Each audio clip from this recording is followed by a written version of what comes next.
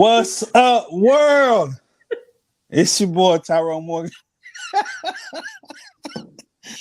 She didn't get a chance to say nothing. Oh my God. I hit that record button fast. Anyway, what's up, world? It's your boy Tyrone Morgan, and I am here today with another episode of the Soul Rehab Podcast.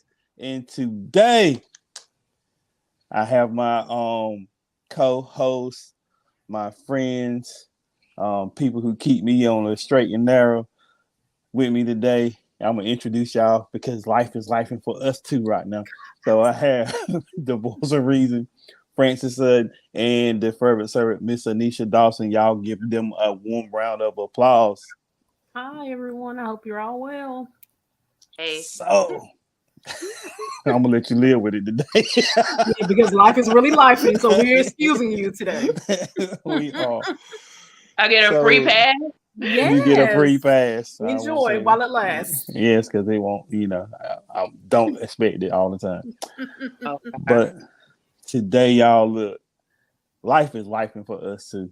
And we don't want to always present that we always got it together because we don't. That's part of the reason why we do this podcast, so we can talk about tough subjects. So today, the tough subjects are us. We are the subjects of today's podcast. Oh Life God, is, we laughing because we had a pre-pod and all of us was in our feelings about some stuff. So now we're going to share some stuff with y'all. But really the main purpose of us doing this is like, how do you process stuff when life is happening to you? Because sometimes life hits us, and how do we handle the punches? You get physically tired, you're emotionally drained. How do we go through it? And so since we're actually at this point, we want to make sure that we are not just hearers of the word, we are doers of the word that we give to y'all too. So we're going to kind of somewhat, I guess, process some thinking, process some situations that we in ourselves to maybe help y'all, because we know the holidays is coming up. Sometimes like a loss of a loved one. I was talking to a guy today at church, and he was talking about, they did a pre-Thanksgiving meal with his family. And like, this was the first year he did it without his dad, because his dad died earlier this year. He was saying it was different for him. And so it's like, how do we process them? How do we go through that stuff? And it's hard, but we have to learn to process it. And so we're gonna try to process some stuff like that live. So we don't know where we're gonna go at. We don't know even how to start, but we're gonna dig into this. So y'all bear with us. Enjoy. I hope you can enjoy this conversation, and I hope we're not all over the place with it. But anyhow, so I'm gonna be the first topic. Go talk about me, because I have been super busy with a bunch of stuff. My plate or my cup running over with busyness in the last few weeks. And it's the holiday season, and I know it's not going to get any lighter. So how do I handle that? I've not been handling it very well, as course as y'all know. No, we know Mr. Hall here. I ain't hardly been in the group chat. I know what y'all down 1,000 times. Go ahead. I just ain't been handling it well. And like let me say, we have kind of been quiet in our group chat compared to what so it's not just you on the group chat. We have been really quiet for about the last month and a half. Yes. Yeah. Life has been working for the past month and a half. And we generally talk in our group chat daily. So yes. So, but back to you. I'm sorry. But no, it's the truth. But that's why I know it's like, we all, because we do a lot. We got a lot going on, and for us, and we know the gifts we carry, and we know most of the time we talk because we make sure we set boundaries. We set boundaries together, and we set boundaries so the other people know in the group to help hold us accountable to the boundaries that we set. And so And we know that if we don't talk, then nobody holds the other person accountable. Exactly. So ain't none of us been held accountable about a month and a half for our foolishness. And now all of us at the end of the road, ready about to run off the curb.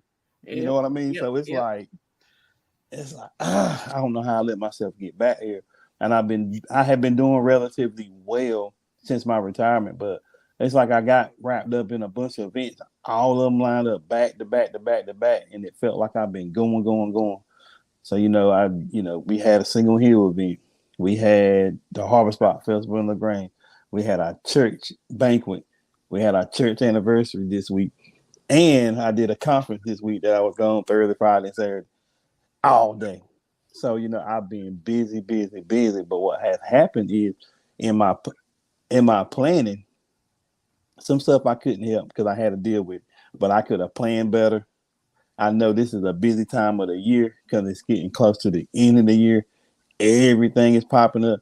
Everybody wanting to do something for the holidays. And so like already my month of December, almost every Saturday is booked already because everybody wanting to do something towards the end of the year.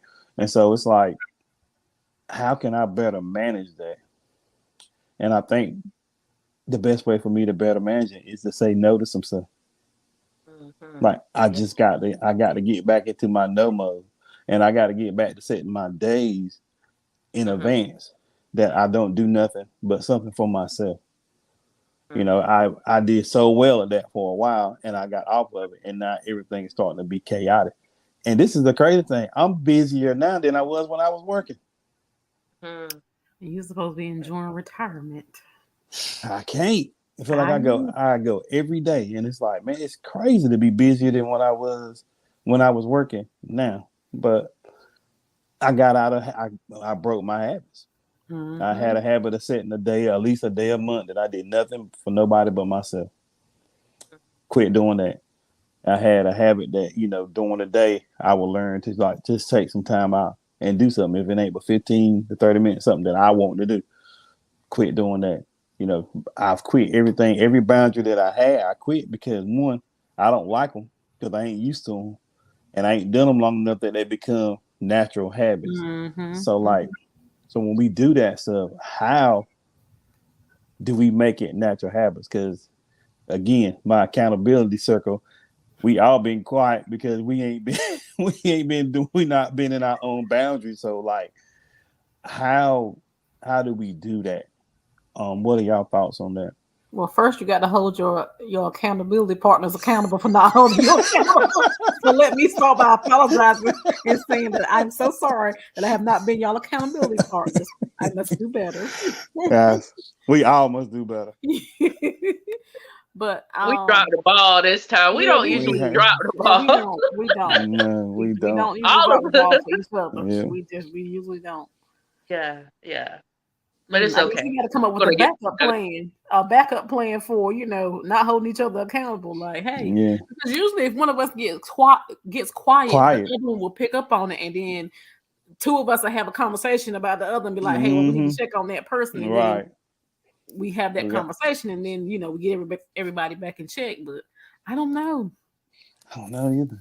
It's been a weird like season of like a month and a half of doing it. It's been like we just ain't been doing it. Like I don't even know why, but I know I do because all of us are doing stuff that's outside our boundaries, and life is really happening to us. And so at this point of time, it's okay. It's good to be a counsel, but who counsels us? Yeah, exactly. You know what I'm saying? Because we missing the mark because we're not allowed ourselves to be counseled. And so right. I think sometimes like even just because I got a day now each month that I go through, and I go through my calendar and I write it down. I finally had to start making myself do it, and I put a reminder on it so I can see the last Tuesday of the month. I get my calendar and I go through it and physically write stuff on a physical calendar so I can see it every day. So I've gotten better at that because I wouldn't do it. I just put it in my phone, but I need to see it sometimes. And it helps me out a lot. So I've been having to do that. Thank you. I've learned from you. I did get that from you. I finally started doing it because I got tired of like double booking and forgetting I got something on this day, because sometimes I'll be talking and forget, but I make sure I put stuff in my phone now. Like as soon as I hear it, okay, we got this, let me put it in my phone before I forget it. And so, being disciplined in that area really helps. But I don't, with us, even when we have talked in the group chat, it's been passing by, fleeting. It's like we'll check the message, we'll do a short answer, and we'll keep moving. Mm-hmm. And I don't really want us to keep doing that. And I tell you why. Because we get to the point that we at now. Now, we ain't really had our therapeutic conversation that we normally have, that we vent, get it out, and we're able to feel better and somewhat move on most of the time. And we usually have our calendar lined up, our topics, like everything, our events and stuff, and we out of whack. Yeah, we are. But it's been Francis been going through a lot personally. Yes, absolutely. You've been going through a lot. I've been going through just a craziness of schedule and readjusting my life, not having a full-time job, and trying to figure out where I'm at right now in life, because it's like all this is new to me. So all of us have been going through some major adjustments that has made life us. It's like we really it's like, because it's a surprise, because we've been doing the podcast over a year, and this is like the first time that I can ever remember that we been somewhat unorganized with what we're gonna do. Right. We say we're gonna record, half time we forget. I know I do. I be having some. And the crazy thing is, now Francis is our organizer. Yeah. But even usually when one of us is going through something, the other one can step in and pick up that thing. But we have not done it. We have not. And we know that. We know when the other person is going through something, we got to pick up, but we just ain't been doing it, because we just been like just getting occupied with other things. Yeah. So it's a tough thing, but then you got the holidays coming. So that's the reason why I really want to talk about this again, because I feel like there are people who going through the same thing that we're going through. And life is life, and now they know the holidays coming up, and they're gonna get in a that can put you. That's the word I need to hear. Thank you, Jesus. Depression. That's what it is. You can get in a state of depression when we go through stuff like we're going through. Because what we do, we don't never sit still on it or process anything properly. We get so busy. And next thing you know, we have a breakdown. And when we have that breakdown can put us in a depression. It could be a small one, or it can be something hard. So, what do we do? How I want to answer this question. So, what do we do when people are going through life experiences and they know the holidays coming up, which can cause more anxiety of what's going on? What do we do? What would be the first step that we could do to try to curb the anxiety that's going to come from the holiday season when we're so busy and we got so much stuff that we have not taken time to process? Well, I don't know. For me, the holidays will be different. And I could speak for myself. I've gone through back-to-back sessions of, deaths. Still currently in the process right now, in the middle of it. I ain't even gonna say in the middle, I'm gonna say at the beginning of it. Right. Or when my uncle will be funeralized tomorrow. So thinking about, I have some anxiety, a little bit of anxiety, because this year is different. My daughter having lost her father, she's usually, has that time with him. So not really knowing how to be a support to her, how she's going to feel, and then, whenever you lose somebody, holidays are always different. There's one less seat at the table. So, things, like I remember, I will say this, Thursday was my niece's birthday, so we took her out on Friday. And I was at the restaurant and I just started crying because I thought about the last time I had went out to eat with my uncle at what restaurant. I was like, oh, I don't believe I'll be able to go to that restaurant no time. You know, little things like, you know, memories might make you, right now it's more emotional for me. Maybe later on I'll laugh about it, but so fresh for me right now. So everything makes me emotional. My sister cooking chicken pastry made me emotional, which might be to you, but that was his favorite meal. You know, so I'm like, you know, just little things. Everything is making me like emotional, and but that's okay. Yeah. Hey, what's wrong with that? Because I've counseled so many people in grief, I think I have to remind myself. What I tell them, I have to remind myself, okay, it's okay to be emotional. The other day I sat on my bed for 40 minutes and I couldn't move. I could not literally get myself together, but I had to give myself, okay, it's okay. Okay, sit in the car and cry a little bit. It's okay, you know, not to want to be around people. And I'm not saying to stay that, but to not want to deal with people or not have to answer questions or, you know, that kind of thing. And I never tell anybody to stay in a funk or to stay in a position because that's not healthy. But sometimes you have to allow yourself to feel. And so many times I think for myself, I'm always the person that allows others to feel. But I'm never the one to allow myself to feel because I'm always taking care of others.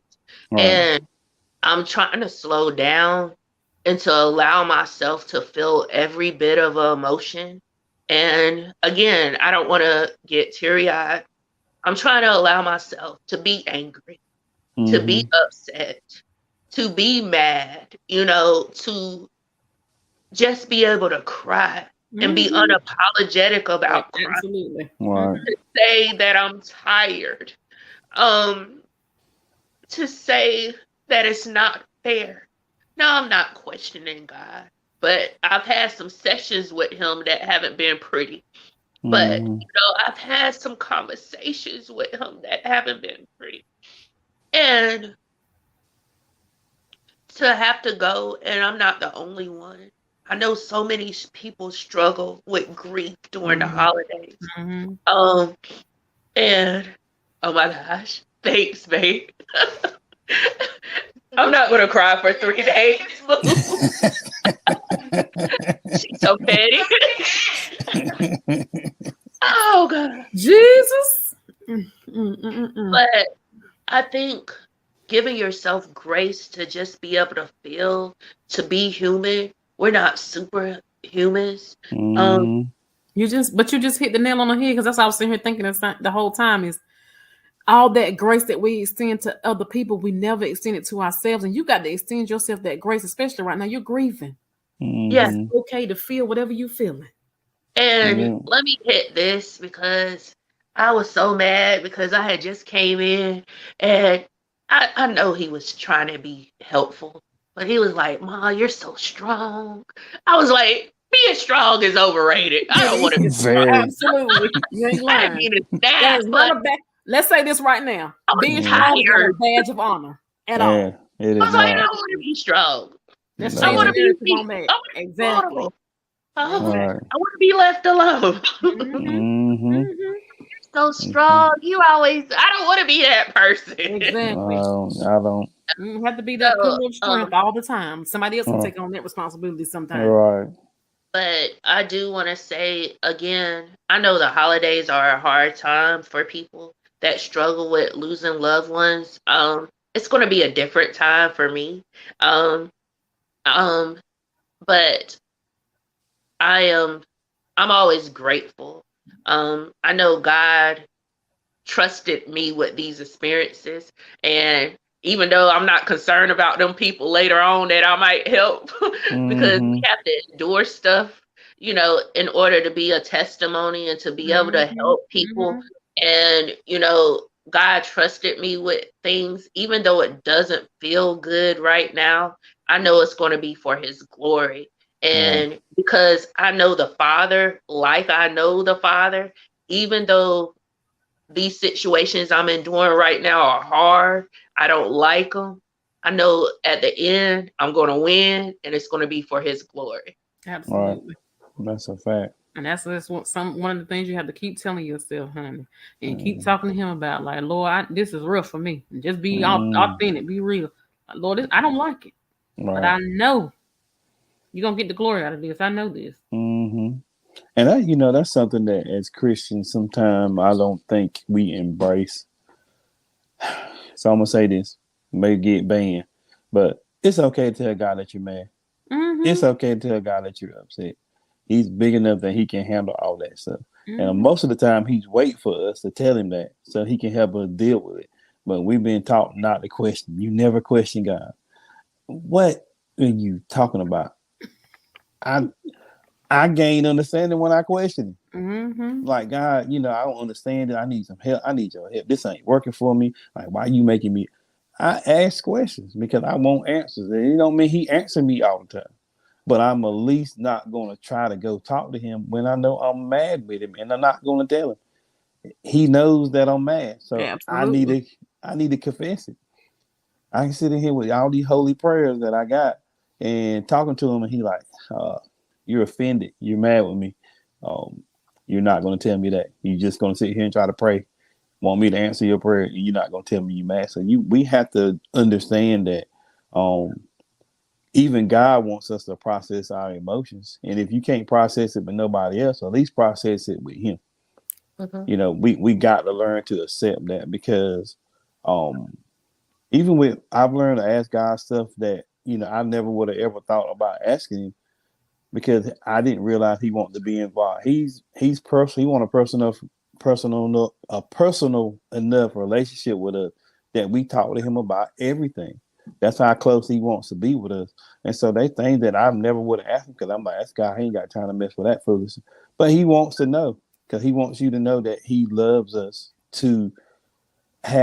he's got enough and big enough of a God to have a personal relationship with every one of his kids. Yeah. And we know that if you got multiple kids, all your kids are different. You can't have a method of raising a child and think it's gonna work for every one of them, because there's an adjustment, because they're different. There's night and day difference between my two daughters. I can't raise them the same way. And so that's the same thing with God. Each one of his children, they are unique creations, and he created them the way they are. So he need to talk to you the way that you are. And so until we learn that, we deal with a lot of stuff that sometimes we don't have to deal with. God, I'm upset. I don't like the fact, because I can remember the first time I even questioned God about something really was when my grandma died. I was so mad, but I wasn't even serving good. I wasn't even trying to follow God. I was in them streets, but I still told him, I can remember, the conversation. I can remember what he even told me to help me get through it. But, we deal with grief, and I think it get heavy-hearted because sometimes we forget who God is. And I think sometimes we expect certain things from God, and it makes us, it causes us to grieve in ways that we shouldn't really be grievous in. And what I mean when I say that is, like, we know what Jesus went through on the cross, right? We knew everything that he experienced. And even if you ain't Christian, you're going to experience, but especially Christians, we're going to experience different things. And so we have to, when we come into it with an expectation of thinking we're not going to experience anything but everything good because we came to God, I think that can cause you to have grief in areas, because you come in with a false expectation. If anybody told you that when you get saved, everything go right, somebody has misled you. Unlearn that. Yes, that's a fact. Like, for real. Because I'm telling you. That. And if you truly have and are walking in your purpose, you really gonna go through some stuff. You're gonna go through some stuff. And so I think we go through grief sometimes because we expect us not to. That's the kind of grief I'm talking about. There are a level of grief we experience because I come to God, I'm serving you. I shouldn't have to go through nothing. And it ain't biblical. Jesus had to go through. And so he was our example. If he went through, then we're going to go through. Now, I'm not saying that you lose your feelings about the stuff, but I'm just saying unlearn that expectation that everything is going to be perfect when you come to Christ, because it's not. That's bad. Somebody has taught you wrong. And as Anisha just said, unlearn that. Unlearn that. Mm-hmm. So yeah. I just thinking back to one of our previous podcasts and what Francis was saying, what we're talking about for the holidays, and I said in a previous one that, I'm not a big fan of holidays, but I'm actually for a change looking forward to this one. And just simply because I plan to spend it with my nieces and nephews, this is going to be their first holiday without their mother. And I just think it's my duty to be present for them. To give them the same kind of support that we're giving Frances on tonight, and she's grieving her little one. Yeah, that's my sister. I miss her. I'm grieving her too, but those are her children, and I'm not grieving them the same way that they're grieving her. Right. So I don't know. It's been a lot, a long year, a long few years. We all hit some highs and lows this year. For a while, it seemed like the lows was outweighing the highs. So I'm just hoping that we can get back on track and just make sure that we can be there for one another. Because that's important. Like I don't want to leave my people out. I don't want to leave them out there. We always talk about accountability, and and that's. Being there for each other is just important. That is. Because you guys have truly been a blessing to me in this God, what a trying year it's been. Right. And I just really thank God for you. No doubt. So I'm here. And Francis, you know that anytime, day or night, I'm here. I answer that phone. Let me say it. We've been busy, but I've never felt like you haven't been there for me. So right. Here, let me clear that. I've never felt like that. And you both have reached out to me during both deaths and both passings, but I've never felt that way. We've just been where we haven't connected in our usual way, but it's never been that I felt your prayers. I've felt your compassion. So let me just clear that and say, there's only a few people that I know if I call, I could depend on. And you are two of those people that I know if I call that I could depend on. So I want to clarify that. So it's not that I felt like you haven't been there for me or whatever. So. Well, I mean, the thing is this.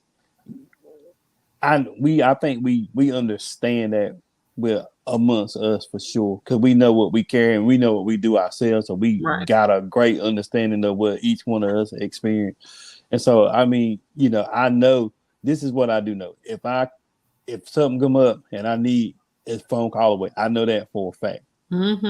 Don't even worry about, what I'm saying? I don't even worry about that. So if I don't get like, they ain't checking on me, I don't get like that. But I know, like, if I need them, I just pick up the phone, I call, and y'all there. You know what I'm saying? So I know I have that understanding, because I don't have an expectation, because I know how we are. And so I don't put that expectation on, especially on y'all, because I know what we carry.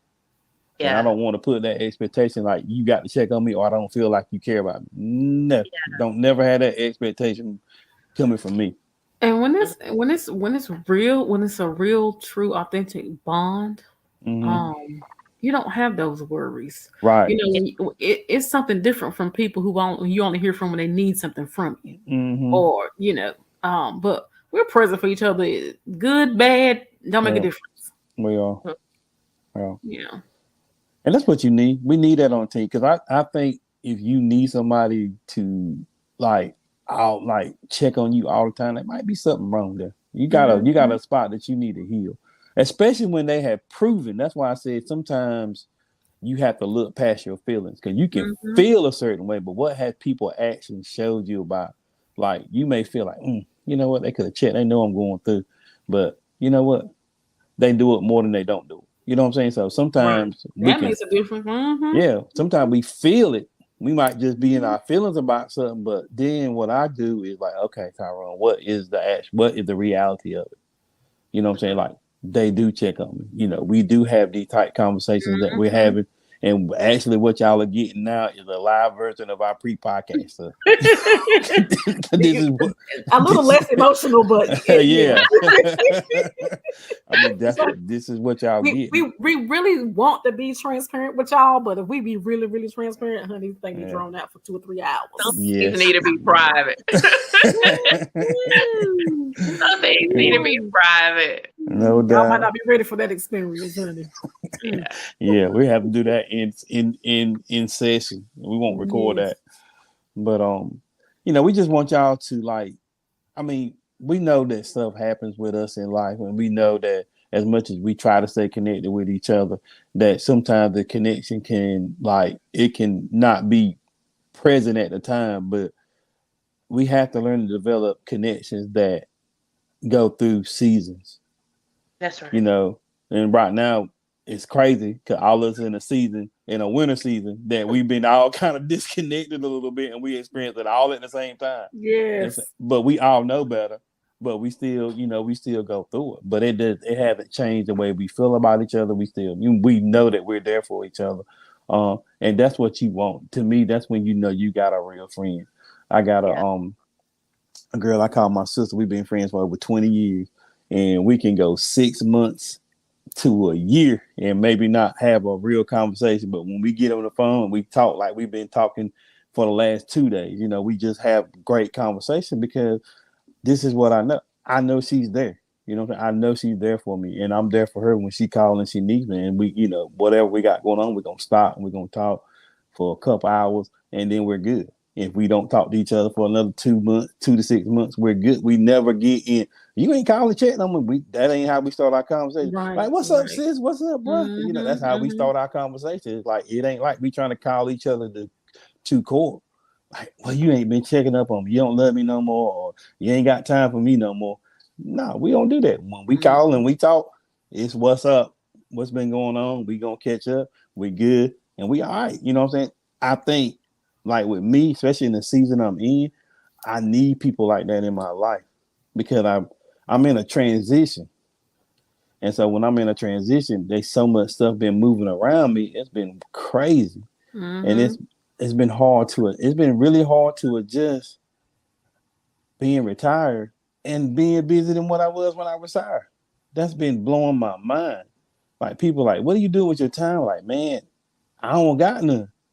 You know what I mean? So I wasn't even expecting that. So I'm having to adjust to that. I picked up I started doing my own podcast. So that's added something else to it. I've been trying to study and get in these classes and do stuff for my mentoring thing. So I'm trying to get ready to kick that stuff off. Possibly starting to substitute teaching maybe the beginning of December to help get these teachers a break. Nowhere. Lord, they ain't. That's what I'm saying. I mean, like, I got all this stuff that I'll be wanting to do, like, but I've been trying to sit still and let the Lord lead me to my next. But it's just been a weird spot for me to be in because I didn't expect that from retirement. Like, I was gonna take a few months off and I was gonna be good, recharged and ready to go. But I'm like really being busy in the last 3 weeks to a month, like super busy. And so I just really wanted us to talk about that a little bit. We ain't got to do a long podcast because I know we all. Go ahead. You made me think when you were saying that you have a friend that you talk to every so often, and I think our topic is lifing or something. I don't know what it is. Life is lifing. Life is lifing. Life is lifing. And I just want to. We've talked about this, and we seem to bring this up all the time. But to do life, a healthy life, you need a team. You do, absolutely. And you just need good friends. You need good people in your corner, because you're not always in life. You're not always going to be up. You're not always going to be down. Hopefully, you're not always down. I'm not going to say always gonna. But sometimes it may seem like a roller coaster. For me, it seemed these last few months have seemed like a roller coaster. Up, down, up, down, up, down, heartbreaks, but you need people in your corner. As you said, you don't have to talk to people all the time, but you need people praying for you. I'm so grateful for people that have reached out saying, I'm praying for you. I'm praying for your family. They haven't called me. They might have sent me a text. They might have posted a message, but it meant the world to me to know that they were praying for me, that they were thinking about me. Sometimes it's sending somebody a card, but in order to do life, you really need a good team. Again, we always use the word accountable, but you need people that are going to be honest with you, people that are always going to tell you yes, people that are going to correct you. People are going to tell you, okay, all right, you've been down long enough, put on your big girl drawers, it's time to start moving. You need people that's going to encourage you to do things, even to challenge you when so you won't stay in the same position. Life is so much better when you have good friends. Absolutely. And I'm thankful for my friends. I'm thankful for my support system because it helps me even on my bad days. So I just wanted to say that. Well, let me add a little piece to it, and I'm just gonna shout out my other two because I spent the weekend with them the other weekend. And now y'all know Reggie and Ash, that's my left and right hands. Right.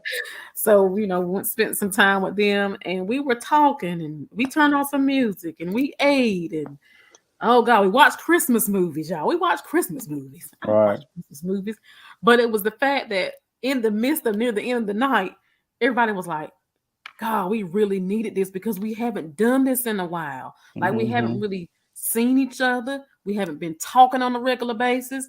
Like just to catch up, like Tyrone was saying, just to catch up and have that true, authentic friend available, and just those are the kind of bonds and memories that'll last a lifetime. Oh well. And like you said, that's the kind of people we need on our team. So I'm just very grateful for them, and like I said, for you guys, and I got a few others, but to do life, honey, you gotta have great support system because life is really life in these days. It is. It's been I'm just telling you, it's just been an unreal thing. And so like when you be around people and you look, and we either counsel each other or we go to counseling or we do something, and it's like, how do the people who don't do none of that stuff, how do they make? I don't know how they do it. Absolutely. It's like, because I do a feelings check myself almost every day. Like, how you feeling today? What you got going on? When I get ill, like, why you ill? Okay, you need to sit down, figure out why you ill. You just can't be ill for no reason, but sometimes it be because I'm tired. Or sometimes it be because I need to say something and just don't say it because I want to try to keep the peace more than I want to say it. Sometimes it be stuff like that, so I have to check myself. So then it'll make me get to the point like I can't hold that because it's gonna make me ill and I'm gonna take it out on somebody else later on. Yep. So I mean, it's just, my big thing is like, how do other people manage this stuff? So we want y'all to really like get to the point that you question why you feel a certain way. Don't just let them feelings lie dormant. Hey, look, I've been at a point that I had to lay in my mud, but I also knew that I was going to eventually have to get out of that mud. And sometimes I can't get myself out. I got to call somebody to help me get out of the mud. You know what I'm saying? So I think, there's nothing wrong with being in it, but it's like, look, you've been laying in this mess, this slop too long. We got to get up. And if I got to get dirty with you to help you get up, then I just will. But I need you to get up and start moving, even if it ain't nothing but baby steps or crawling to try to get out of it. You know what I'm saying? We, and I think that's what we do when we hold each other accountable or we work as a team. It's like before, like you said, when we feel one another, the other two gonna get together. Hey, blah blah blah blah blah, and then they say, we all right now. You need to. Because that's what we do, And then we tell the third person, we talked about you. That we said. And we talked about you. Yep, sure did. It is. But it's good. I mean, but it's good. But we need that. And I think the one thing that I like when I deal with people that I know call themselves strong, I like to tell them, you ain't got to be that. And so if you watching this podcast today and you feel like you're the strong one, you don't have to be that. You don't. That's a message I want to leave y'all with. It's that you don't have to be that. Learn to process your emotions. Like processing is like, why do I feel this way? I don't care what it is, whatever kind of feeling it is, why do I feel this way? And then when you ask yourself that, sit back and think about it. Like, don't just ask myself, like, I don't know, and keep going. Think about it. Marinate on that thing throughout the day so you can start learning to question your feelings, because then you can understand why you feeling that way. And then you might get to the root.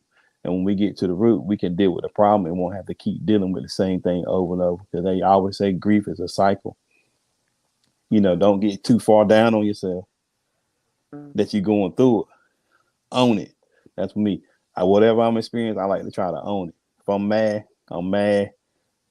Even if I'm so mad, like, you know what? I forgot why I'm mad later. But I'm mad and I know I need to go away. Sit down and get my thoughts together and come back. Mm-hmm. Yeah. I own my mess because I don't want to take it out on other people. And so this holiday season, if life is life in you right now, holidays bring speed. Holidays bring expectations of giving, cooking, being around people sometimes you not even really want to be around with. I don't have that issue with my family, but some people have that issue. They want to be around certain people in their family. All that be expectations. So how do you manage that? You sit and you realize, or you think about why you feel that way. Which something that I had for grief that I did want to read before we got off. I think it's like the thing that I had about how do we deal with grief practically, and it's you age it. That means you accept that you're grieving, because most of us don't want to do that. Right. You gain understanding of why you are grieving. Like, why do I feel this way? That's questioning your feelings and expect to manage it and never set unrealistic expectations. So you age the grief. You accept that you're grieving, you gain understanding of why, and you expect to manage it by not setting expectations that you can't meet. So that's what we taught. This is what we taught y'all today on our part 2 of Life is Lifing, because life has been lifing for us. Woo! And we just lifing for y'all as well. So yes. Hang in there. And if it ain't, just take these instructions right now, because it will sooner or later life you. But we are going to I don't know what we're going to talk about this month. This month may just be a bunch of random topics, and we start the new year off fresh. We're gonna see how much life in the next couple of days, and we're gonna see. Yeah, and we'll set some expectations for y'all. But look, we appreciate you rocking with us. Thank you for your support. Like I said, it's been over a year for us doing this podcast. It's been fun. I've learned a lot. I learned a lot about my co-host, and I learned a lot about me, and I learned a lot about doing podcasting. And we want to always put forth a good effort for y'all. So we just want to tell you thanks for tuning in. And in part, we always wish you peace out and be well.